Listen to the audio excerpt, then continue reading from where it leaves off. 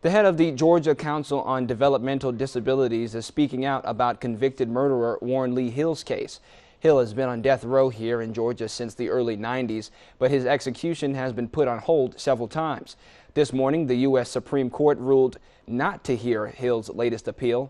Hill was sentenced to death more than 20 years ago after he murdered his cellmate while serving jail time for killing his girlfriend. Executive Director of the Disability Council, Eric Jacobson, says the Supreme Court is failing to protect the nation's most vulnerable citizens.